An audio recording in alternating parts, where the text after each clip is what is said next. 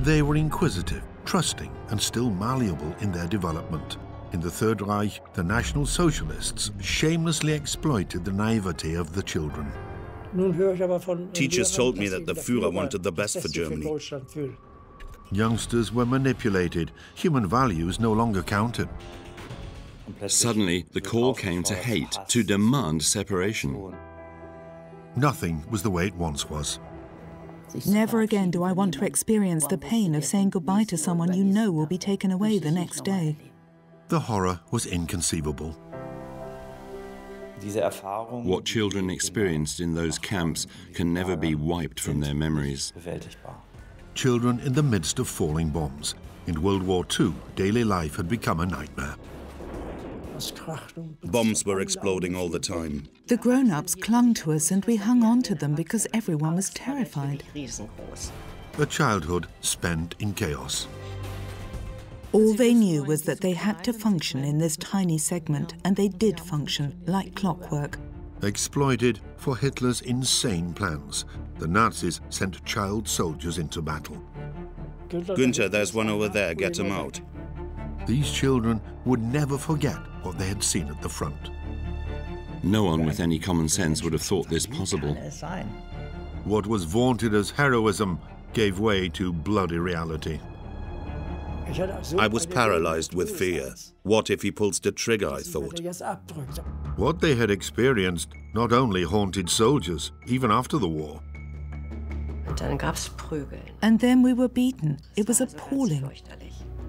The collapse became traumatic. Many soldiers would never forget the horror. What did you do with the child? My God, what on earth happened to you out there? For someone with post-traumatic stress disorder, the trauma is never over. The evil Nazi regime had exploited and betrayed them. What has remained is the pain. Naturally, it's incredibly hard for many of them to understand that it was all an illusion, to realize that they were lied to. We're talking about the eternal child that cried out so loudly but was never heard because there was no time or place for that. For the gruesome war of the adults, the youngest of all sacrificed their most precious possession. When I had overcome my disgust, I turned over the first corpse. Doing something like that is totally alien to childhood. In the war, you just weren't a child anymore.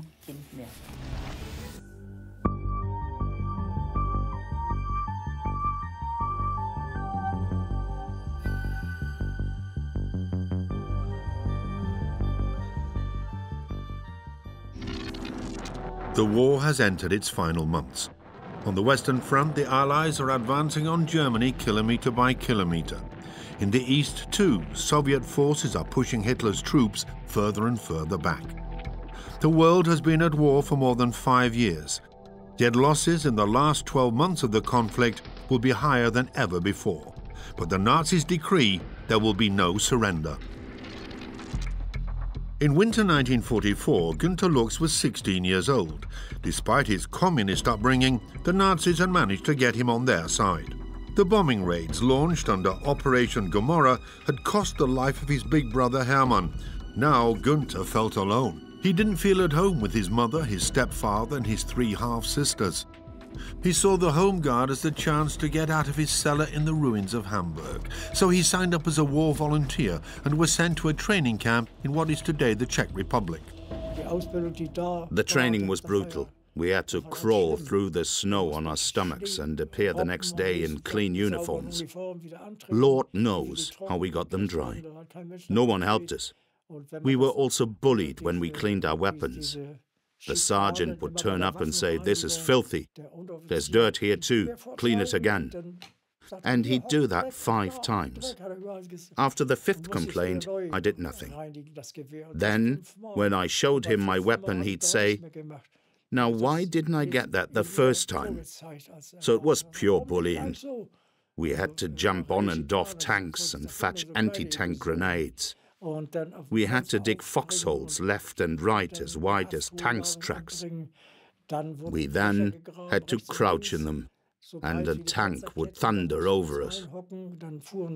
When its track lifted up behind us, we'd get showered with dirt.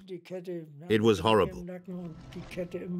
I deliberately behaved as if I was retarded. So, in the end, they said I was too stupid for an anti-tank unit and transferred me to the infantry.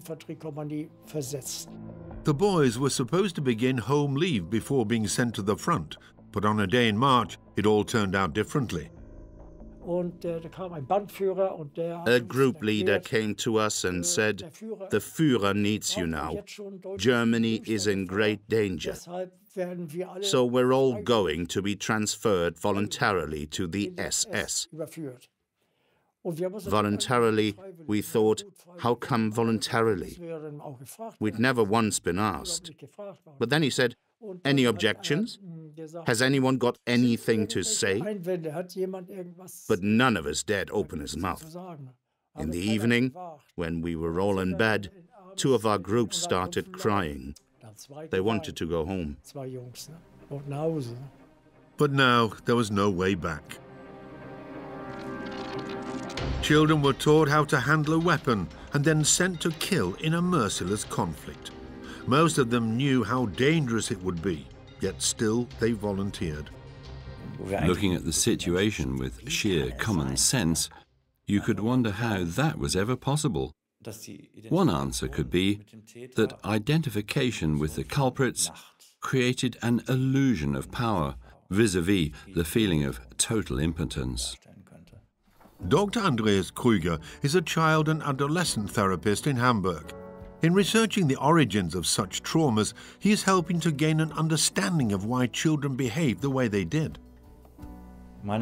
As a dream therapist, I have found time and again that the core experience is one of powerlessness, and it is this that has to be combated on all levels, on a personal or human relationship level, or on a neurobiological level. Either I resign myself to my guilt and become the sacrificial lamb, or I go on to the attack and identify with those who are responsible for my powerlessness. The Nazis shamelessly exploited this behavior. Children were beguiled with the myth of military heroism and sent into a hopeless struggle. Some of the experienced soldiers were appalled. Captain Hafner was supposed to recapture an area that had already been occupied by the Russians. He had asked the SS for reinforcements, and they had sent us. "What am I supposed to do with these kids?" Hafner said. "They're much too small. Look at him there. He's not much bigger than his rifle. And his sleeves are far too long. What use is this lot?" "Well, that's all there is," he was told. And so, in their oversized uniforms, the boys were dispatched into a life-or-death struggle. In April 1945, in many German cities, the war was already over, but that made no difference to those in power. Soldiers had to continue defending what had long been lost. We finally took up position in Lower Austria on the Czech border. We had been there for quite a while when I was told that I was going to be trained as a sniper. At first, I couldn't shoot at all. I nearly knocked my teeth out with the recoil, but I gradually became a good shoot. One day, I was lying next to a section commander just outside our position.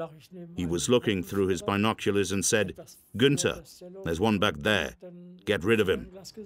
So I calmly took aim and fired. The man threw his arms in the air and fell. I did that several times, 6 or 7 times.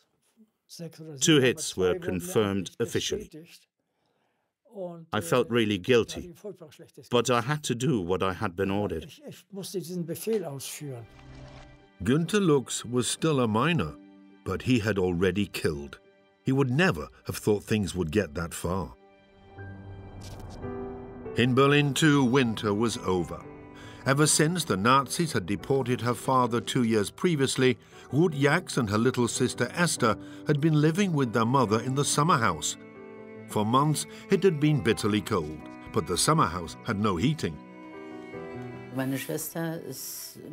When my sister turned 8 on March the 1st, 1945, she was already very poorly. She had septic diphtheria. My mother called a doctor, and he said at once that she needed hospital treatment, but that there was no way any transport could be organized. So despite her high temperature, she would have to walk there. My mother took her, and on March the 4th, my sister died. On the 8th, we buried her in Weißensee. The inscription on her gravestone is so pertinent. What we hold in coffins belongs to the time. What we love remains and will remain for all eternity. Bleibt in Ewigkeit.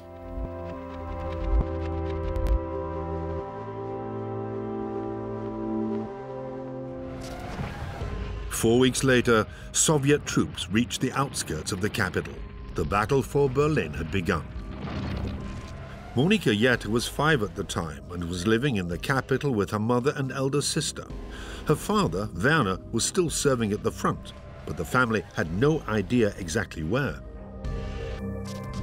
In Berlin, the last resistance offered by the Germans was in vain.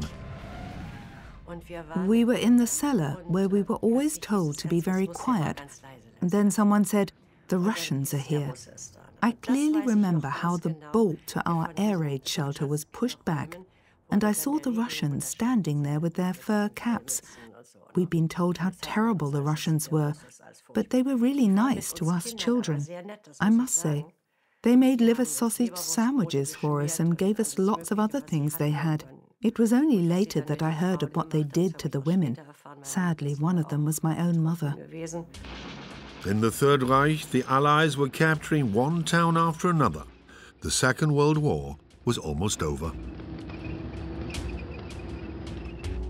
Countless German Wehrmacht soldiers were taken prisoner by the Allies. To avoid capture, many of the young men deserted. But in the east in particular, partisans lay in wait for them. In April 1945, Günter Lux was still with his unit.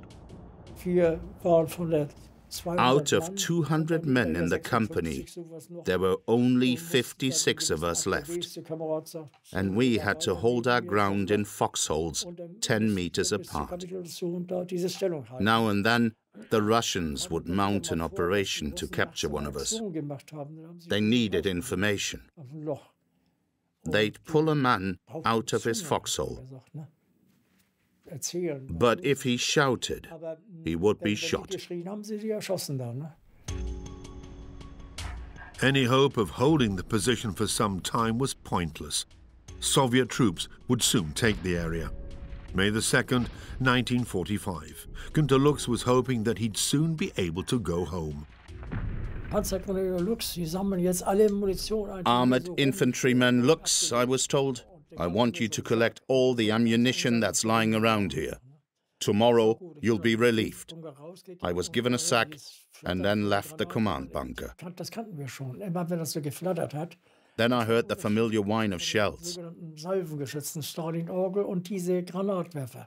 I knew the difference between multiple rockets and mortars. Mortars made a kind of fluttering noise. The explosion wasn't so loud, but fragments were hurled up. And it was this fluttering that I heard. Just as I had been taught, I threw myself down, one arm in front of me, and my rifle on my left. But I was too late. The shell exploded 3 meters away from me. My chest hurt. So did my face. Something was wrong. Then a comrade came, took my rifle, and pulled me to my feet. The Russians saw this and opened fire. I got hit in the backside.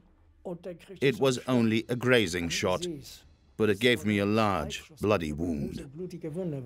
Our rocket launcher unit was nearby, and they dragged me over to them and laid me on a tank. I was then taken to the field station 3 kilometers away to be patched up. The war was in its final days. The fighting on both sides was marked by an almost inconceivable brutality. Only a few of the wounded managed to make it to a first aid post. What is more, often even the field hospitals were directly in the line of fire of the opposing forces. Günter Lux made it. On arrival at the field hospital, his fight for survival continued. I had surgery on May the 3rd. They told me that the doctor wanted to have a quiet word with me since I was scared about going under the knife. But what he said was, you don't have to worry about your family anymore. Earlier today, Hamburg was occupied without offering any resistance. And there I was, stuck on that wretched operating table. He then slipped a mask over my face, dripped ether onto it, and told me to breathe deeply. It was awful. It made me want to gag. Don't gag, he said. Breathe and count. I got to about 5 and was gone. When I awoke, I found myself in a barn, surrounded by wailing wounded. When I was lying there in all my misery, the medical orderly came over and told me he couldn't help me. I was in a lot of pain, but only the seriously wounded were given painkillers. I didn't get anything. Now at last he could go home. Together with other wounded soldiers, Günter Lux boarded a train. The hospital train set off on the 3rd or 4th of May and crossed the border. We saw a sign saying Linz. Linz is in Austria, and in those days it was part of the Reich. Suddenly, the train stopped, and someone said that Linz had been occupied by the Americans. Instead of waiting or going there, the officer in charge said, "We're not going to let ourselves be captured. We're heading back." So the train had to return to the Protectorate. It came to a final standstill on a siding outside Písek. The next morning, I heard cheering. I listened to the radio in Písek because I could understand a little Czech and heard the words capitulation and victory. And that was on the 8th of May. We were sitting in the train and the war was over. In Berlin, the Soviets were taking the capital street by street. In their allotment hideout in the Berlin suburb of Wittenau, Ruth Jax and her mother were longing for the fighting to stop.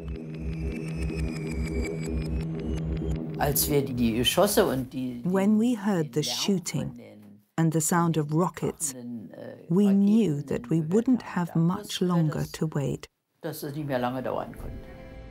They didn't. Hitler was now dead, and German resistance had collapsed. The capital was in Soviet hands. For Ruth Jax, the fear and all the hoping in their hideout were over. On May the 1st, I walked from Wittenau to Weißensee for the first time to see whether the other relatives were there. The sisters and her mother's brother were still alive, but there was no trace of their Jewish relatives. The German armed forces capitulated. The Second World War was over. The propaganda about a 1,000-year Reich and the promises German youth would prove heroic were all lies. Everything children had believed in was now worthless.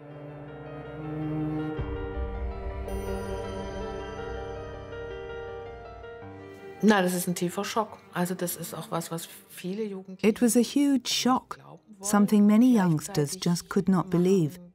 At the same time, however, many realized it was true as they made their way through a Germany in ruins. What they saw helped them to understand what had happened, but many others, of course, found it incredibly hard to comprehend that it had all been an illusion, that they had been deceived. There is no doubt that at some time or other, many succeeded in taking the step towards renouncing everything they had been told. But that meant gaining a new angle on their own lives and on what had been important beforehand, before they had to grow up too soon. Now, another massive step towards maturity was required to say, I need to take a different view. I was duped by a regime. But that, I believe, is a maturity which only comes during the course of a lifetime. Many soldiers were massively disillusioned, but just as many at least were relieved that the horrors of war, the killing and the dying were now over. Günter Lux experienced the end of the war in what is now the Czech Republic. There, the wounded soldiers waited to see what would happen next. We were lying in the hospital train. The first to arrive were Soviet soldiers. Some were tipsy from drinking vodka. They wanted to have our watches. One day, another soldier turned up and began shouting and firing like mad in the air. He then stormed into the carriage right next to where I lay and fired twice through the window. Then he put the barrel of his gun against my head. It was still hot at the front, and he started talking to me. I didn't understand a word. I had no idea what he wanted. And besides, I was paralyzed with fear. I just kept thinking, if he pulls the trigger, which was only to be expected, but he was suddenly distracted and left. My goodness, was I scared. It had been a long time since I felt that I was going to die. The hospital train had stopped on the demarcation line in the Protectorate of Bohemia and Moravia. It was here that Soviet troops from the east met American forces advancing from the west. They were to decide together what should be done with the prisoners. This American officer came up and said that only the most seriously wounded could stay on the train. Those who were only slightly wounded would all have to get off. The doctor protested in my case, but to no avail. As the train pulled away, we looked on wistfully. I thought of how I could have been in it on my way home. But I owe my life to the circumstances which had taken me off it. Any soldier who had been with the SS, no matter how old he was immediately shot by the border police or partisans, as they called themselves. If I had been on board, they would have shot me too. Those who had been left behind still had no idea what fate awaited them. At home in Berlin, together with her mother and her sister, Monika Jetter feared for the life of her father, Werner. They had still heard nothing from him, so they had no idea that he too had been taken prisoner. He and 3 other soldiers had been captured by an American. Asked if they were Nazis, the others said they weren't. They were all led into a barn. My father then admitted to having been a National Socialist and was taken to one side. He thought he was going to be shot and the others spared. But the soldier then came back and said, "You told the truth, right or wrong, my country." And that is how he survived, he told us. He then became an American prisoner of war.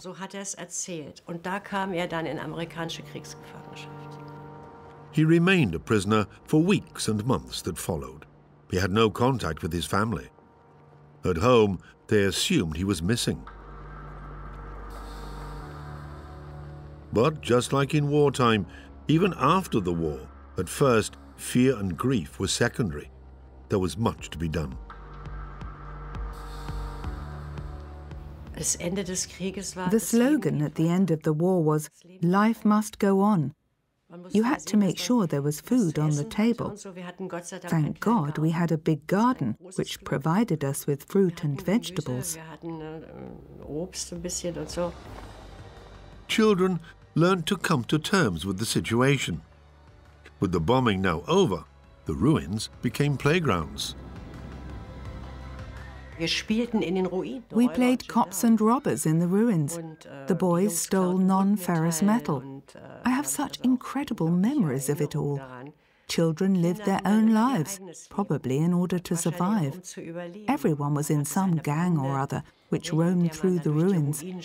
I remember this one apartment which had been boarded up. We went in and found this skeleton. We were petrified and went and told the man who dealt in non-ferrous metals. "Oh, that's just a Jew they forgot," he said. And we thought, "Who is Mr. Jew? Where is he?" Then the waiting was over. In 1946, the father and husband who had been missing for so long returned home to Berlin, to a new world Werner was not prepared for. When my father came home, that part of Berlin where I grew up was already under American administration. To make ends meet, amongst other things, my mother washed uniforms for the Americans. As far as I know, we hadn't been told of his impending arrival. So suddenly, one day, he was there. And the first thing he saw, of course, was the American uniforms hanging ironed in the hall. The enemy's uniforms. "That has to stop," he said.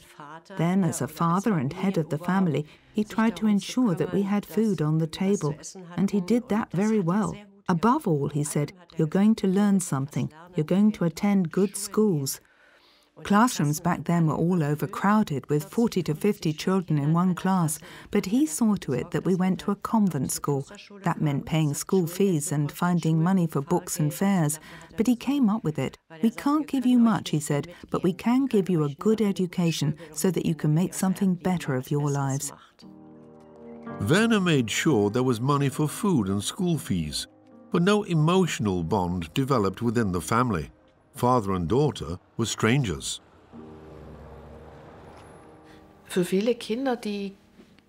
For many children born during the war, their father was first of all a stranger entering the apartment. He was a man coming back into a family which had no chance of starting at square one again. Each family member had his or her own character with their own experiences. Starting afresh just wasn't on. There were lots of family constellations which did not correspond to the mother-father-child principle. The desire might have been there to live as an intact family, but the structures were simply different. Breaches arose between parents and children, which cannot be imagined dramatically enough. To work through what he had experienced as a soldier, Monica's father brought the war back into everyday life.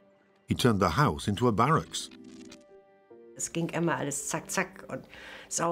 Everything had to be clean and in order, and done snappily. I never saw my father with dirty fingernails or sloppily dressed. He thought a lot of himself. In fact, it was this role model approach he'd been taught at the Ordensburg.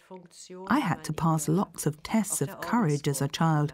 I had to jump down from sand piles, do squats and press-ups, and walk like a duck. All the things he had to do. He did them all with me, but basically just to break my spirit. "A German child doesn't do that," he'd say. "A German child doesn't do that," but he never managed to break me. A child has only two possibilities in a situation like that: to commit suicide or become a rebel. And I became a rebel. Werner Jetter provided for his family, but closeness to his daughter was not a priority, and he didn't stop at bullying and a rigorously strict upbringing. In addition to this military stiffness came grand virtues like never lie. If you tell a lie once, no one will believe you again. and never allow a lie to desecrate your mouth. Lots of military stuff like that. One day he was dealing on the black market. He'd brought a suitcase with him that was full of Hershey chocolate. I'll never forget those little bars of chocolate. The suitcase looked so inviting, so I took one bar and thought no one would notice. After all, there were so many chocolate bars there. And then I took another one. As naive as I was, I crumpled up the wrapper and threw it out of the window. He then came and asked me if I had taken it. No, I said. He stared at me and asked me again, did you take it? No. So what is this then? What followed was a good hiding. He had this piece of wood with strips of leather attached. I've no idea where he got it from, and he thrashed me with it. Afterwards, I crept under the bed like a little animal. I remember my mother coming and saying, "What did you do to the child? My goodness, whatever happened to you out there?" After that, she completely cut herself off from my father. And ever since then, I have felt nothing for him. That was just too much. It was the start of a nightmare. But it was the only time that Monica's mother experienced what her husband was capable of doing to his child. I only ever experienced things like that when my mother wasn't there. She had a job in a hospital. I'm certain that had she been present, she would have intervened. But I never said anything. There was just that one time when he used that cat-o'-nine-tails on me, and she took him to task for it. But she couldn't have known about all the other times because I never said anything. I was far too frightened by the thought of what it might trigger off. Monica soon came to envy those friends whose fathers had fallen in the war. Hers was not the father she had longed for. The feeling then arose within the family that it would have been better if he had stayed away, not because he had become a bad person, but because he had had no chance to handle his wartime experiences without professional support. We have to assume that a child that experienced its father as a returnee, especially a late returnee, would be totally traumatized. And in this case, the father was even suffering from a post-traumatic stress disorder. In that situation, none of the family was able to regulate his or her stress, and the father flipped out.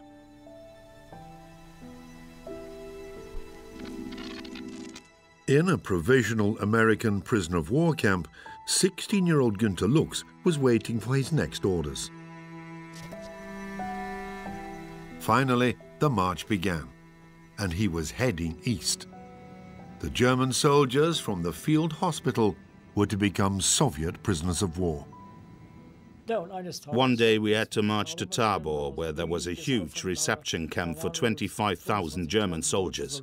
On arrival, we were met by a German officer in full uniform but unarmed, sitting next to a Soviet guard. What's going on, I wondered. This lieutenant came over and told us new arrivals that superiors had to be saluted. The war might be over, he said, but we are still the German Wehrmacht, even if we are prisoners. I thought he'd lost his marbles. But we didn't dare say anything. Just look at the state of you, he said. Each of you should at least wear an epaulette. We had all removed our epaulets, but we got them sewn back on our uniforms. As a member of the Waffen-SS, on completion of his training, Günther had had his blood group tattooed on his upper left arm, a distinctive mark which branded him forever. One day, the order came through that all adolescents up to the age of 16 were to be released. We all lined up, but only to hear that this order did not include members of the SS. We were told to strip to the waist and raise our arms as the officer went past. When the row in front of me had been checked, someone in front of me said, "I've already been checked, so come and swap places with me." But I didn't dare. I had no idea who might be watching. So in my misery, I just stood there. Then the officer came and said, "SS, step out." Günter Lux remained a prisoner of war. Months passed. Back home in Hamburg, his family had no idea where he was. In April 1947, Elisabeth Kuschak received a postcard. The sender was allowed just 25 words, but it was a first sign of life. "Dear Mum, belated congratulations on your birthday. Spring has arrived here too. Lots of love from your dear son, Günter." Later, longer letters were permitted. Günter dreamt of being released and allowed to go home at last. But it would be a long time before that happened.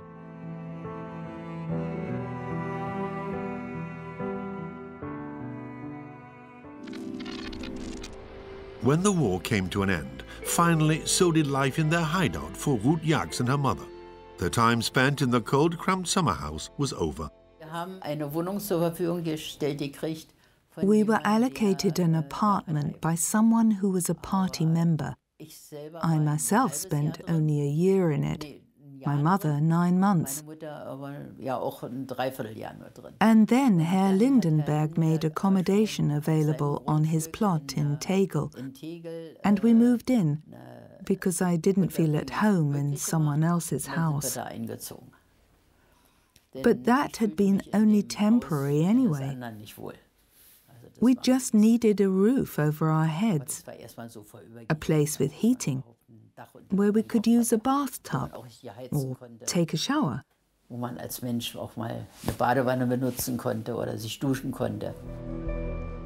The ruined streets of Berlin were soon full of life again as people built new lives for themselves. Ruth Jax also had plans for the future. I'd only had 4.5 years primary school in my life. In 1945, I wanted to go back to school, but I wasn't allowed to. Since I was already 16, they said I no longer had any claim to schooling. I was shattered. But Ruth didn't let her disappointment get the better of her. That same summer in 1945, she started an apprenticeship as a seamstress. But for 3 years she had been tormented by the question of where her father was, indeed whether he was still alive. Would she ever see him again? Ruth soon received an answer. My cousin Willi, the brother of Egon, who was the first to be murdered, was the only relative to return from Auschwitz. One day he came into my uncle's shop in Weißensee. He saw me first and said hello. My uncle heard his voice and knew at once who it was. "Is that really you, Willi?" he said. We were absolutely delighted to see anyone at all.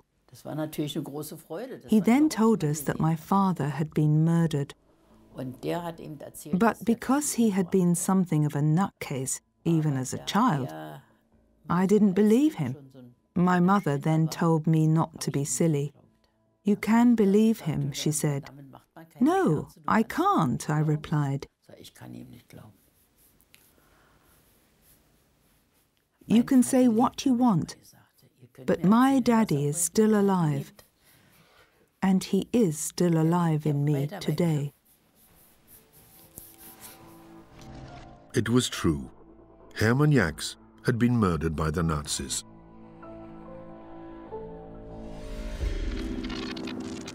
After spending 2 years in various prisoner of war camps, in 1947, Günter Lux was transferred to the Soviet capital. I was then sent to Moscow. Tushino was something of a model camp. The conditions were fairly good.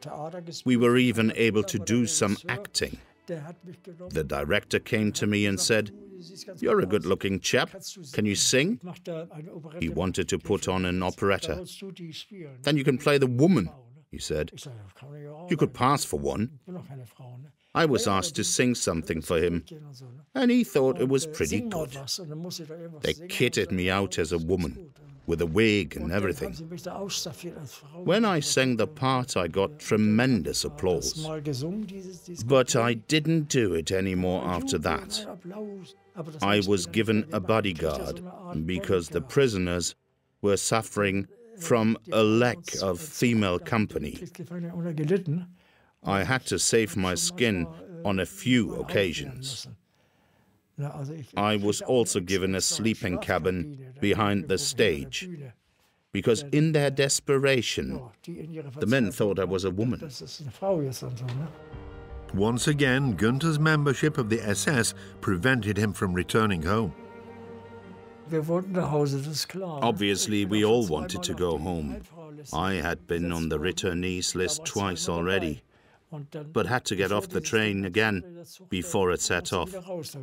An officer appeared, looked at the list and said, "Looks, Günther, German, SS, out." So I had to go back and work. I swore that wouldn't happen to me again. It was just too hard to take. In my thoughts, I was already back home. And then that. Hope of ever being back in Hamburg with his family dwindled. 19-year-old Günther remained in the camp and had to continue rebuilding Moscow. In summer 1949, he was working on a construction site in Moscow. Next to the construction site were some houses that had been completed. People were already living in them. One day I saw a girl looking out of the window. She was really pretty, and I hadn't seen a woman for a long time. You could give her a wave, I thought, and so I did. When she gave me a quick wave back, I thought, that's a start. Now you have to continue. I worked there every day, always in the hope of seeing her standing there again. The girl was called Valja. Next to the fence enclosing the prisoners, she tended an overgrown garden. One day I went over. She was standing there, weeding her radishes. "Nice plants," I said, but I really couldn't have cared less. "May I touch your hands?" I asked. She then came over to the wire mesh fence and pressed her hands against it. I did the same from my side. It was such a wonderful feeling, one I had not had for such a long time. "Well, that's enough for now," she said, and left. Günther often met Valja by the fence. Soon they wanted to be closer. Günther had befriended one of the Soviet guards and asked him for advice. Yorka managed to smuggle him out of the building site, enabling Günther to meet Valja in her parents' summer house. 2 hours, he told me, and then you have to return. I went into the summer house with her, and we had a nice chat, as it were. She made me swear not to tell anyone what happened between us, and I intend to keep that promise even today. Günther fell in love with the 16-year-old. At last, he had known happiness. He was even prepared to give up his homeland for Valja. I told the camp commandant that I wanted to stay in the Soviet Union. "I have met a girl," I said, "and I want to marry her." When you are together with a girl and you promise marriage, then you have to keep your word. At first, he was sympathetic, but then he said, "That's out of the question. You are a fascist, and she is a Bolshevik girl. We could never tolerate that." The next day, I was transferred to another work unit and never saw her again. Their love never stood a chance. Only a few months later, Günther was suddenly allowed to return home. One day, it was Christmas Eve, we had to assemble by the gate. Then, for the last time, the officer said, "Lux, Günther, German, get on board." And then I was off home. Together with his friend Edgar, Günther Lux travelled back home to his native Hamburg. When we pulled into the station, everything was so familiar. There were crowds of people. They showed us pictures. "Do you know him? Does anyone know him?" Then I heard someone shout out, "Günther!" It was my mother. She ran up to me and said, "I'm so glad you're so big. And you were so small when you left." Then we went home. In Berlin, Monika Jetter had suffered from her father's constant rages ever since his return 6 years previously. He bullied the child and even beat her. Her daily nightmare only came to an end after she turned 11, because then, as a travelling salesman, her father was rarely at home. As a child, her father's behaviour was incomprehensible, but today Monika can explain it. Basically, when he returned from the war, my father was severely traumatized. My situation, I think, was no different from that of many other children. That as a father, he was emotionally unreachable. Naturally, like every soldier who sadly had to serve in the war, what he had experienced had brutalized him.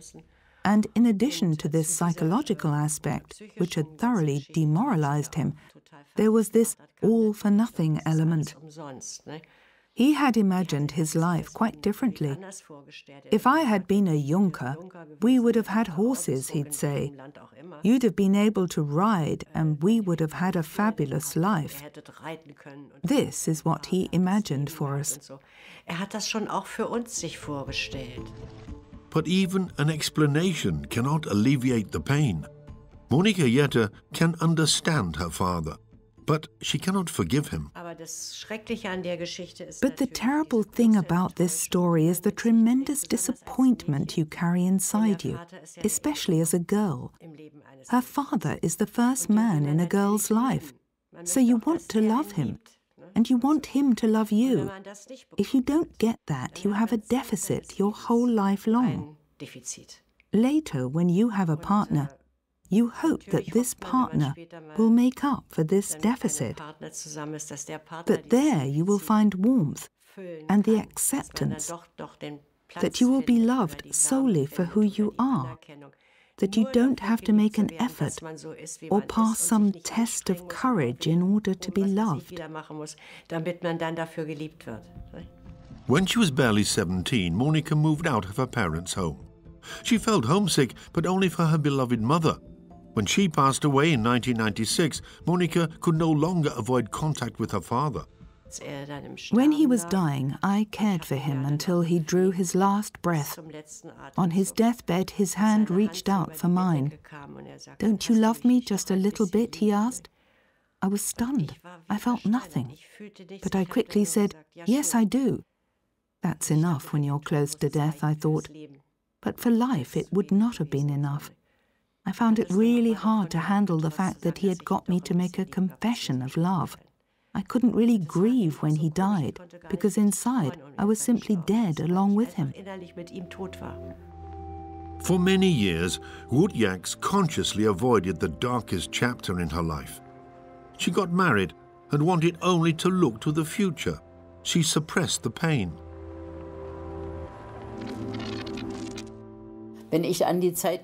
Whenever I thought about that time, I used to break down in tears and start shaking. It was absolutely awful. I hardly ever spoke about it. Her cousin Willi returned from Auschwitz. He was the only one. Ruth never saw any of her Jewish relatives again. For a long time, she refused to accept the reality. Right up until 1948, whenever I saw a man who looked like my father, I'd run up to him. Then, oh dear, it's not him. Although I knew that he had been killed, I refused to believe it. And that was how it stayed until the day in 1968, when I sailed to Israel. And the ship's barman said to me, "I know you, even though we've never met before. Your father was called Hermann, and he and I were together in Morowitz."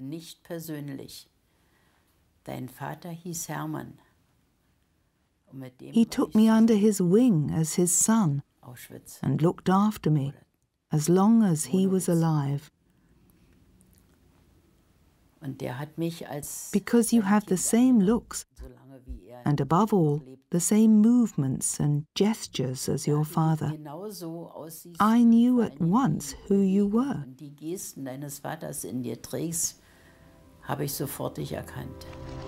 It was only then, 23 years after the end of the war, that Ruth could start opening herself up to the reality of her father's death and come to terms with the loss.